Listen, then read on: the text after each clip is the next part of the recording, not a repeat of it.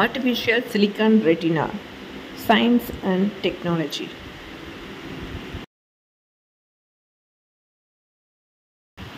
Hi, this is Soumya. நம்ம இன்னைக்கு பார்க்க போகிறது Artificial Silicon Retina Microchip. இந்த Artificial Silicon Retina Microchip பற்றி தான் நம்ம இன்னைக்கு பார்க்க போகிறோம். இதில் என்னென்ன இருக்குது, இது ஏன் பயன்படுத்துகிறாங்க, யாருக்கு பயன்படுத்துகிறாங்கன்றதை பற்றி தான் நம்ம பார்க்க போகிறோம். இந்த Artificial Silicon Retina Chip RP patient, அதாவது ரெட்டினிட்டிஸ் பிக்மெண்டோசாவால் பாதிக்கப்பட்ட நபர்களுக்கு இது கண்ணில் வந்து பொருத்தப்படுது. இது ரெட்டினிட்டிஸ் பிக்மெண்டோசா அப்படிங்கிறது பார்த்திங்கன்னா ஒரு கலர், அப்புறம் கான்ட்ராஸ்ட், விஷுவல் அக்யூட்டி, அந்த ஃபீல் சைஸ், இதில் எல்லாம் ப்ராப்ளம் இருக்கக்கூடிய ஒரு பேஷண்ட்டுக்கு தான் இது வந்து இம்ப்ளான்ட் பண்ணுவாங்க. இந்த ஆர்டிஃபிஷியல் சிலிக்கான் ரெட்டினா சிப்பில் என்ன இருக்குது அப்படிங்கிறது நம்ம பார்த்துருவோம். இது ஃபஸ்ட் எப்படி இருக்கும் அப்படிங்கிறது. இதோட சைஸ் வந்து கிட்டத்தட்ட 2 mm, அதாவது 2 mm வைடாகவும், இதோட திக்னஸ் பார்க்குறதுக்கு எப்படி இருக்கும்னு பார்த்தீங்கன்னா 1/3 ஆஃப் ஹியூமன் ஹேரில் வந்து 1/3 ஆஃப் திக்னஸ் வந்து இது இந்த ரெட்டினல் சிப் வந்து இருக்கும். இந்த ரெட்டினல் சிப்பில் 5000 மைக்ரோ ஃபோட்டோ டயோஸ் வந்து பயன்படுத்தப்படுது. இந்த மைக்ரோ ஃபோட்டோ டயோஸ் ஏன் பயன்படுத்துகிறாங்க அப்படின்னா, இது வந்து லைட் சிக்னலை எலக்ட்ரிக்கல் சிக்னலாக கன்வெர்ட் பண்ணும், அதாவது டிரான்ஸ்மிட் பண்ணும். அப்போது எலக்ட்ரிசிட்டி வந்து அந்த ரெட்டினல் செல்ஸில் ஸ்டிமுலேட் ஆகும். இதுக்காக வந்து எக்ஸ்டர்னல் பவர் சோர்ஸஸோ ஒரு கிளாஸஸோ ஸ்பெக்ஸ் எதுவுமே பயன்படுத்த வேண்டியதில்லை அந்த பேஷண்ட்டு. இதுக்காக இவங்க ஃபோட்டோ டயோஸ் வந்து இதில் பயன்படுத்துகிறாங்க. இது எங்கே ஃபஸ்ட்டு வந்து யாருக்கு வந்து இம்ப்ளான்ட் பண்ணியிருக்காங்க அப்படின்னா 2000 ஆரம்ப காலகட்டத்தில் இது ரஸ் யூனிவர்சிட்டியில் அலன் சவ் அப்படிங்கிற ஒரு ஆப்தல்மாலஜியில் இருக்கக்கூடிய ஒரு ப்ரொஃபஸர், அவர் தான் வந்து இதை இம்ப்ளான்ட் பண்ணியிருக்காரு. கிட்டத்தட்ட ஒரு 42 ஆர்டிஃபிஷியல் சிலிக்கான் ரெட்டினா இம்ப்ளான்ட்ஸ் வந்து நடந்திருக்கு.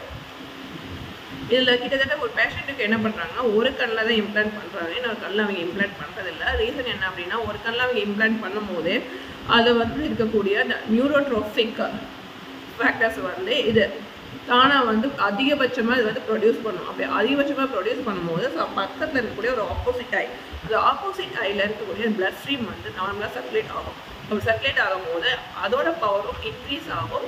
அப்போது அவங்களுக்கோட ஐ விஷனில் எந்த ஒரு ப்ராப்ளமும் வராது. கிட்டத்தட்ட இது 5 or 6 years கழிச்சு தான் இதோட பவர் வந்து எப்படி இருக்கும்னா ஒரு ஷார்ப்பாக இருக்கும் அப்படின்னு சொல்லப்படுது. இவங்க 2007 மெலனி ஃபர்னிஸ் அப்படிங்கிறவங்களுக்கு இந்த இம்ப்ளான்ட் வேஷன் நடந்திருக்கு. அந்த இம்ப்ளான்டேஷனில் அவங்களோட ரைட் ஐயில் அவங்க வந்து இம்ப்ளான்ட் பண்ணியிருக்காங்க. ஸோ லெஃப்ட் ஐயில் அவங்க இம்ப்ளான்ட் பண்ணல, ரைட் ஐயில் அவங்க இம்ப்ளான்ட் பண்ணல. அந்த நியூரோட்ரோபிக் ஃபேக்டர்ஸ் வந்து இன்க்ரீஸ் ஆனதால் அது ஆட்டோமேட்டிக்காக ப்ரொடியூஸ் ஆகி அது இன்க்ரீஸ் ஆனதுனால லெஃப்ட் ஐலே வந்து அவங்களோட பவர் வந்து என்ன இருக்குன்னா இருக்கிறத விட வழக்கத்துக்கு மாறாக அதிகமாக பவர் வந்து இன்க்ரீஸ் ஆகிருக்கு அப்படின்னு சொல்கிறாங்க. இந்த மெலனி அவங்களுடைய கிட்டத்தட்ட அவங்களோட ஷூயிங் ஒரு நீடில் வந்து இன்சர்ட் பண்ணுறதா இருக்கலாம், ஷூயிங் மிஷின்லையாக இருக்கலாம், அப்புறம் ரீடிங் இப்போ ரீட் பண்ணும்போது அதில் இருக்கக்கூடிய பிரிண்டர் ஸ்டேட்மெண்ட்ஸை படிக்கிறதா இருக்கலாம். அதை வந்து வழக்கத்துக்கு மாறாக இந்த ரெட்டினிட்டிஸ் பிக்மெண்டோசால பாதிக்கப்பட்டதுக்கும் இந்த இம்ப்ளான்டேஷன் நடந்ததுக்கப்புறம் என்னுடைய கண் பார்வை வந்து கூடி இருக்குன்னு சொல்லப்படுது. இருந்தாலும் ஒரு பிளர் இமேஜ் வந்து இருந்திருக்கு ஆரம்ப காலகட்டத்தில். அந்த இம்ப்ளான்டேஷன் நடந்த அப்போது அது 6 வருஷத்துக்கு அப்புறம் என்னுடைய பவர் அந்த விஷன் வந்து ஷார்ப்பாக ஆனதாக சொல்லப்படுது. இதில் என்ன ஒரு பெனிஃபிட் அப்படின்னா, இதோட நியூரோட்ரோபிக் ஃபேக்டர்ஸ் வந்து இதை இம்ப்ளான்ட் பண்ணும்போது இன்க்ரீஸ் ஆகும். ஏன் அப்படின்னா இதில் தான் இந்த ஃபோட்டோ டயோஸ் பயன்படுத்துகிறாங்க. அந்த மைக்ரோ ஃபோட்டோ டயோஸ் வந்து அந்த லைட் சிக்னலை எலக்ட்ரிக்கல் சிக்னலாக கன்வெர்ட் பண்ணும். அப்படி பண்ணும்போது அந்த எலக்ட்ரிசிட்டி வந்து ப்ரொடியூஸ் ஆகுறதுனால இந்த எலக்ட்ரிசிட்டி ஸ்டிமுலேட் பண்ணும், ரெட்டினல் செல்ஸில் பவர்ஸை வந்து ஸ்டிமுலேட் பண்ணும். அப்படி ஸ்டிமுலேட் பண்ணும்போது ஐக்கான விஷன் வந்து கிளியராக இருக்கும்னு சொல்லப்படுது.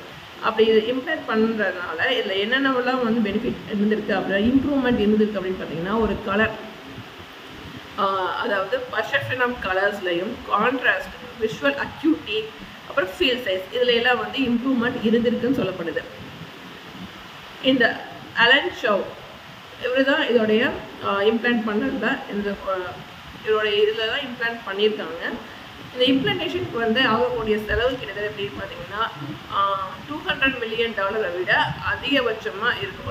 FDA அப்ரூவல் பண்ணதை விட இவங்க வந்து ஒரு இம்ப்ளான்டேஷனுக்கு அதிகபட்சமாக செலவு செய்யப்படதாக இருக்கும். அதனால் எல்லாருக்குமே இதை வந்து இம்ப்ளான்டேஷன் வந்து சர்வசாதாரணமாக செய்ய முடியாது. ஏன்னா ஒரு $200 million விட அதிகபட்சமாக செலவாகும் இந்த ஒரு இம்ப்ளான்டேஷனுக்காக.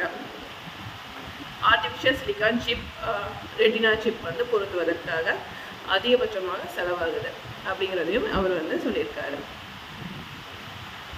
இன்னைக்கு நாம ஆர்டிஃபிஷியல் சிலிக்கான் ரெட்டினா மைக்ரோசிப் பற்றி நாம தெரிஞ்சுக்கிட்டோம். அடுத்து வேற ஒரு டாபிக்ல நான் வேற ஒரு டாபிக் பற்றி நெக்ஸ்ட் வீடியோவில் டிஸ்கஸ் பண்ணலாம். அதுலேயும் உங்களுக்கு சந்திக்கும் உங்களிடம் வெளிப்பெறுவது Soumya. Signing off Soumya. Bye. Thanks for வாட்சிங். இந்த வீடியோ பிடிச்சிருந்தா லைக் பண்ணுங்கள், ஷேர் பண்ணுங்கள், மறக்காமல் சேனலுக்கு சப்ஸ்கிரைப் பண்ணுங்கள். பாய்.